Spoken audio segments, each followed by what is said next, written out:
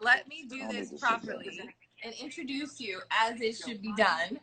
Okay. So, former University of Oregon quarterback, NFL pro. You've worked for and been employed by the NFL for a long, long, long, long time. And now, and I think before you were coaching kids and up and coming athletes, stars. And so I see you on Instagram and other places posting all these, sports videos where you're training kids to be the next generation of you, basically. Yeah.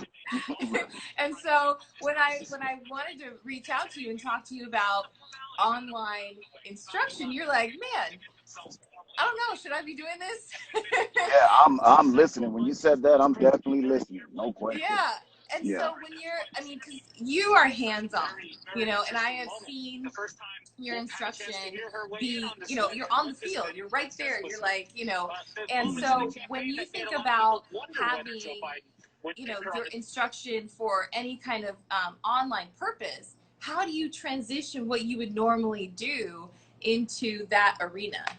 I think the biggest thing, like with a lot of the videos that I'm posting, I would have to get into production, if you will, and record some of the Mm-hmm. video and take the youngsters through a step-by-step process as far as how to throw the forward pass.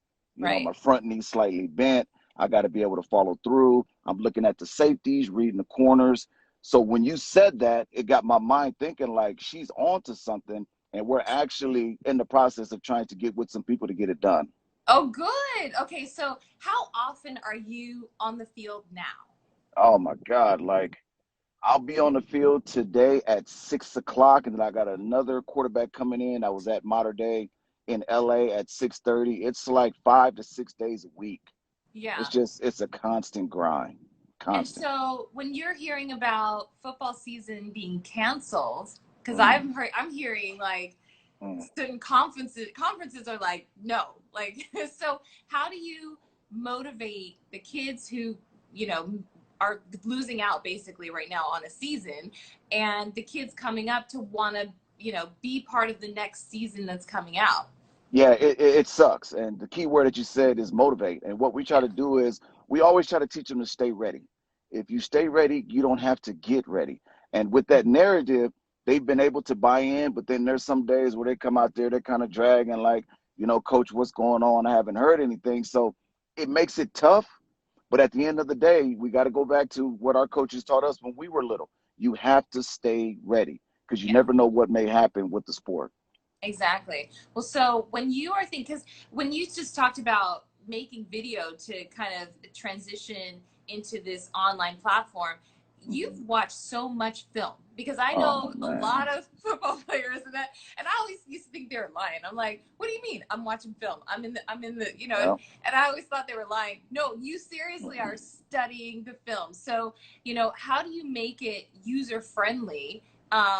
To understand what you're really watching, because I know that the kids, whether they're in junior high school, middle school, high school age, Mhm. they are just really learning the game. Like, Right. what you see on TV and all that, but unless you're in the trenches, you don't know what it's called. Mhm. All the rules, all the regulations, and they're really changing them right now too, as far as like helmet safety and stuff like that. So how do you dissect it for someone who is really at the beginning stages, instead of somebody who you've trained like premium athletes too, Mhm. who know the game and need it like refined? How do you do both of those?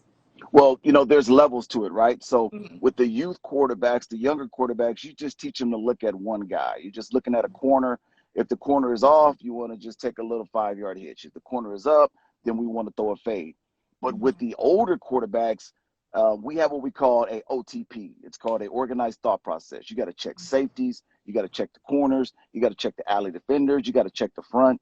And then you got to snap the football, and you got 3.5 seconds to process that information and Right. get rid of the football, because there's somebody about 6'4", 6'5", 280, sometimes 300 pounds trying to sack you. Yeah. And they don't like the quarterback. So you better process that information pre-snap, post-snap, and get rid of that football. Exactly. Well, so when you're thinking about kind of the revolution of what's going to stay and what's going to go, how do you find the shift that we've all, because I'm talking about movement and movement online, that includes every single sport, in exercise to running and aerobics to dance and fitness and all of that, and football is in there because I feel like people have been gaming football for a long time, so that online part of it has been a component already. It's the shift of can I do this at home, or do I need a field, or should I get out in my parking lot? Like, what do you tell kids that aren't near a football field or don't have access to all that space?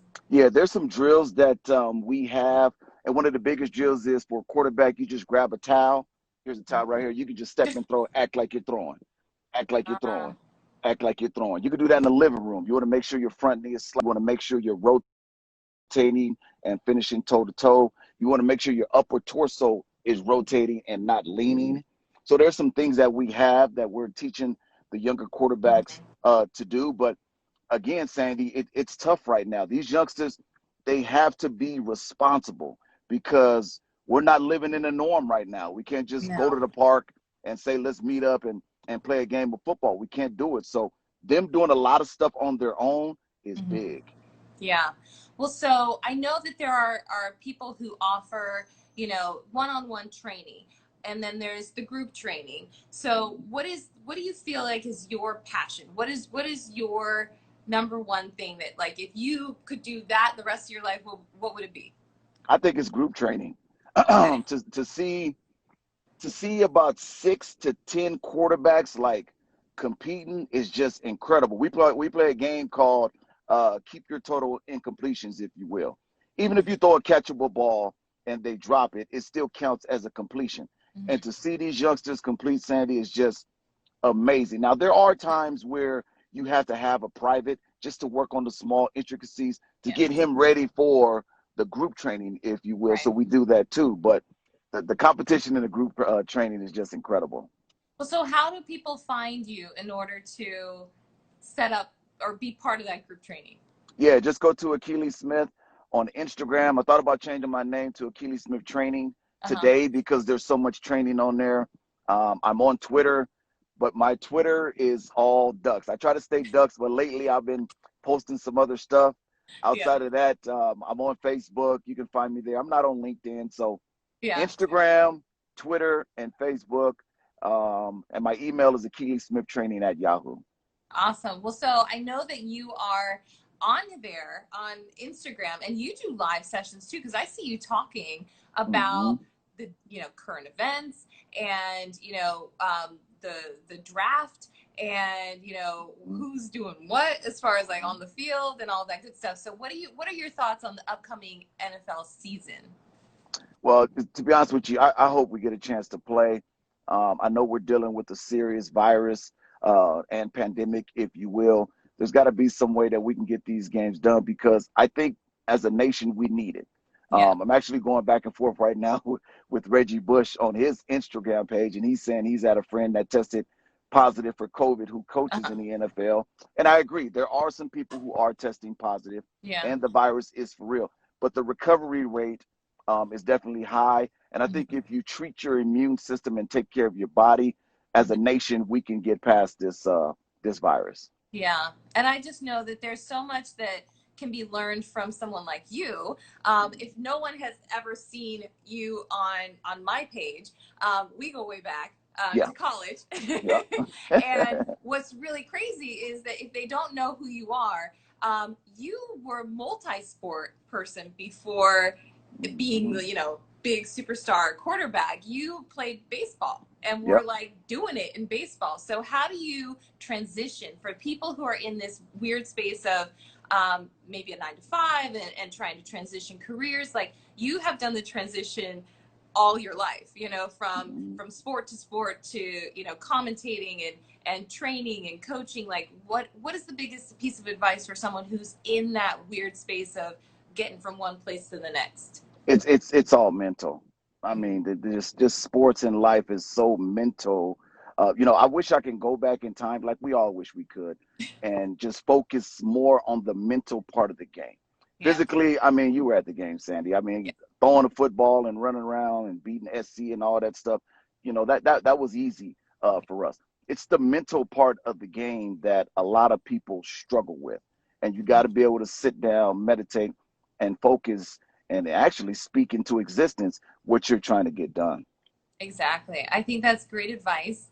And I know that people will, no matter if they play sports or not, if they listen to your advice, they will get to their goal because you've lived a lot of lives. Like you've taken so Mhm. many sacks. I don't know how you're still kicking. And I don't know if that's the line's fault that they got to you or what, but I do think that there's so much to be gained about thinking about life in sports mentality, Mhm. and that it's all about how you recover, how you get Yeah. up, how you play the next snap.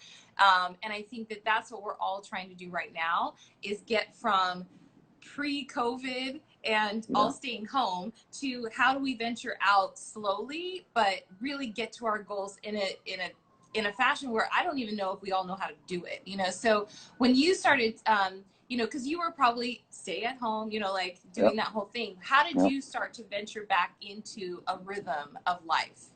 Well, the biggest thing was just making sure that we're all getting tested just with the thermometer. Obviously, we all can't get the Q-tip and go through the Yeah, whole deal, but at least get tested to see what your temperature is.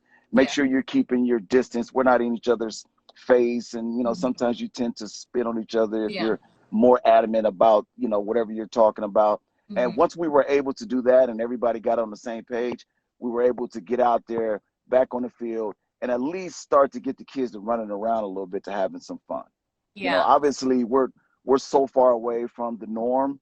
I don't know if we'll ever get back to the norm because even if say everybody took the vaccination or half the people say I'm not going to take the vaccination, are we now saying we got to walk around with a vaccination card and say, "Hey Sandy, how you doing? How's your family? Here's my vaccination card."